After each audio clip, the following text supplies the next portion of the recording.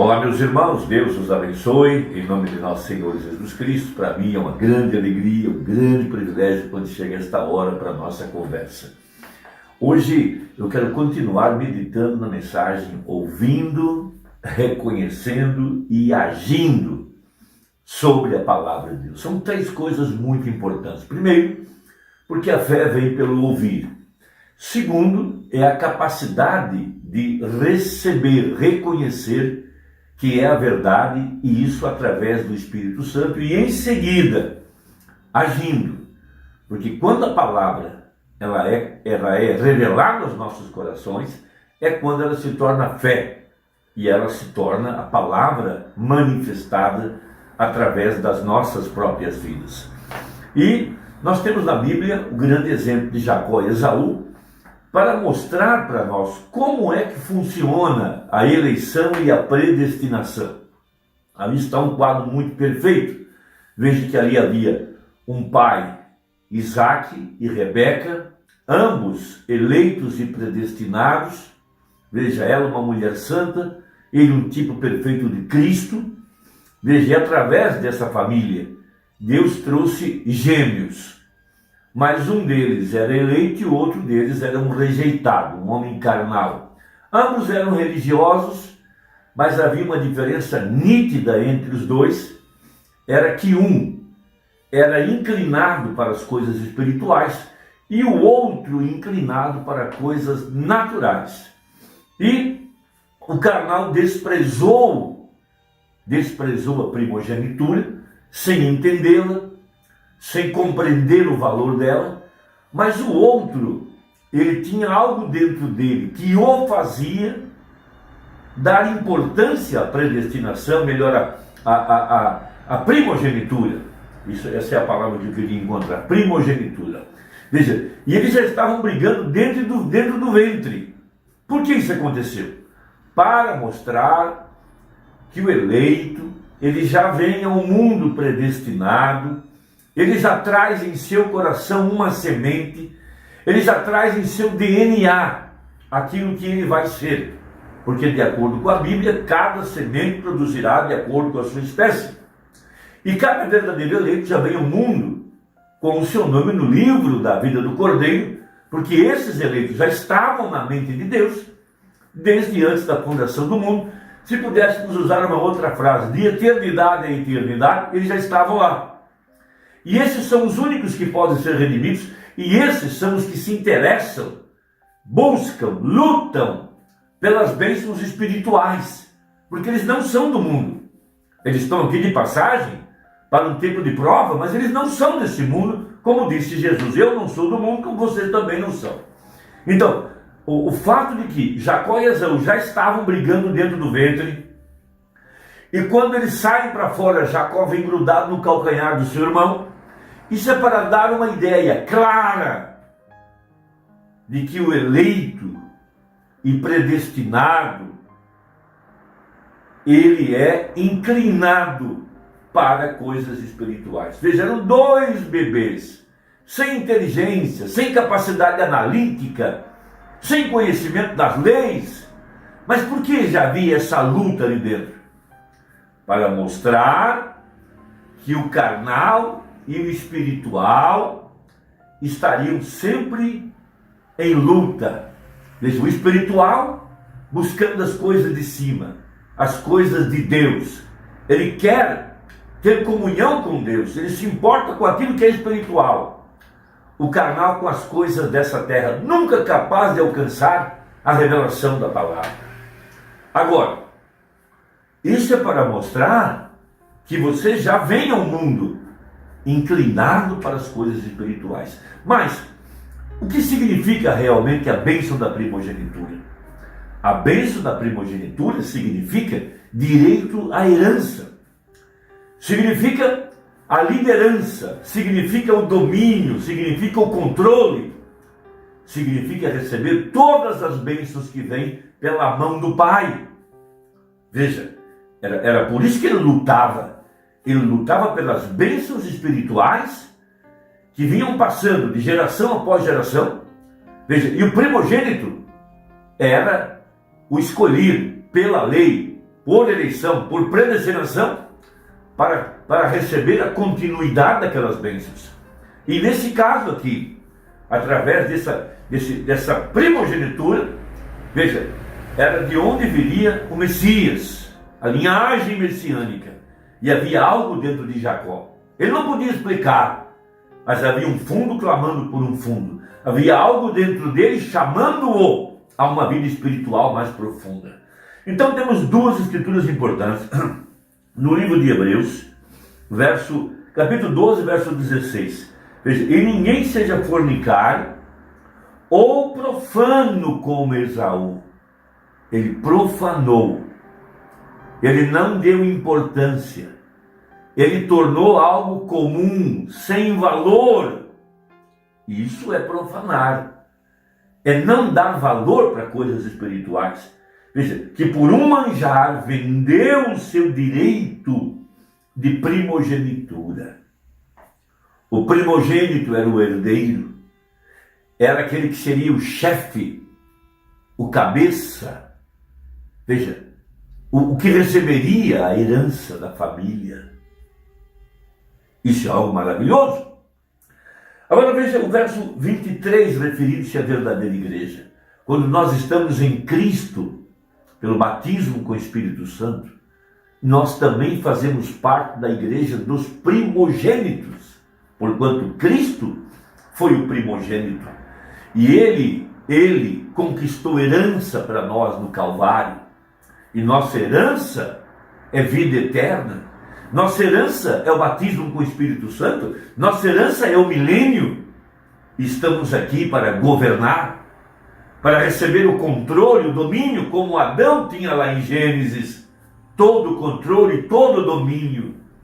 Veja, e quando nós estamos em Cristo, nos tornamos a igreja dos primogênitos, a igreja dos herdeiros, a igreja dos que estão recebendo as bênçãos da mão do Pai. Por isso, a nossa inclinação é espiritual, a nossa inclinação é para as coisas do alto, nós damos valor para o que é sagrado, amamos o culto de oração, amamos a palavra, amamos a adoração, amamos dar a Deus o primeiro lugar, amamos honrá-lo com as nossas primícias, amamos guardar a sua palavra, meditar nela. Essa aqui é a verdade. Veja, versos 22 e 23. Mas chegastes ao monte de Sião, a cidade do Deus vivo. Veja, a cidade do Deus vivo. Veja, o que é isso? A Jerusalém celestial e aos muitos milhares de anjos, a universal assembleia e igreja dos primogênitos. Então, do que é chamada a igreja dos primogênitos? A Sião celestial, a universal assembleia, a Jerusalém celestial. Veja, essa é a igreja. Veja, a universal assembleia e igreja dos primogênitos, que estão inscritos nos céus, e a Deus, o juiz de todos, e aos espíritos dos justos aperfeiçoados. Essa é a igreja. Porquanto estamos em Cristo, nós somos a igreja dos primogênitos. Então temos direito a cada herança que está na palavra, cada herança que pertence a Jesus, porquanto nós estamos nele. Nós somos essa igreja eleita. Agora, tornando isso, o profeta da mensagem, ouvindo, reconhecendo e agindo, parágrafo 28 a seguir, ele cita Caim e Abel também. Veja, ali estavam os dois filhos da mesma mãe, gêmeos, mas a inclinação de um era para coisas carnais e a inclinação do outro era para a revelação da palavra. Veja, ele tinha as bênçãos da primogenitura, ele tinha as bênçãos espirituais, as bênçãos da vida eterna. Então diz assim o profeta: Caim e Abel, no jardim do Éden. Quando o Éden foi criado, havia duas árvores para o homem fazer sua escolha. Uma, ele se tornava de sabedoria humana. A outra, ele se tornava vida, a árvore da vida. Havia dois rapazes, Caim e Abel, ambos religiosos, como Jacó e Esaú. Veja, haviam dois rapazes, Caim e Abel, ambos religiosos. Um deles desejava a vida eterna, esse era Abel. Veja, e ofereceu a Deus, pela fé, pela revelação, um sacrifício mais excelente do que Caim. Um tipo perfeito das igrejas hoje. Veja, agora a igreja natural, a igreja espiritual, representada em Caim, veja, e não há dúvida de que estou falando para ambas as classes agora mesmo, veja, e talvez através da gravação, há dezenas de milhares deles, diz o profeta. Abel representando a igreja espiritual, Caim representando a igreja carnal.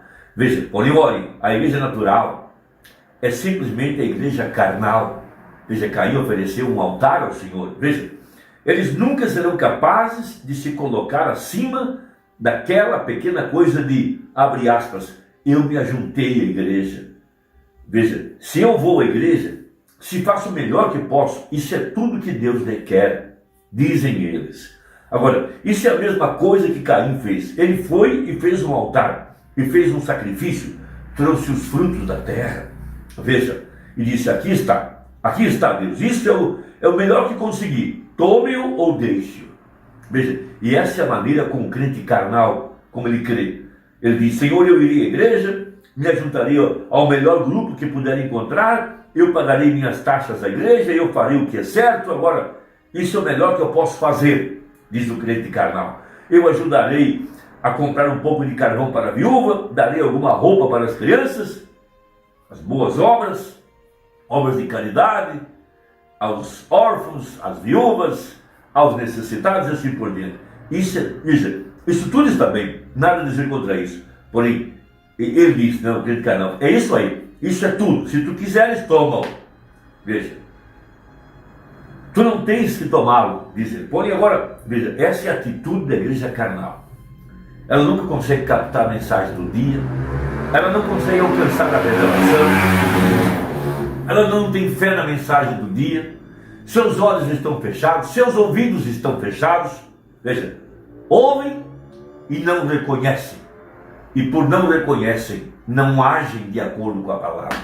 Mas o crente, ele ouve, ele recebe a revelação, ele reconhece a palavra, então ele age sobre a palavra.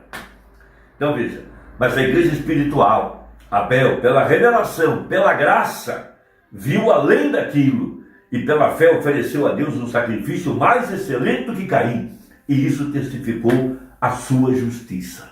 A mesma coisa com Isaac e Ismael, um era da carne, o outro do espírito, um da escrava, o outro da livre.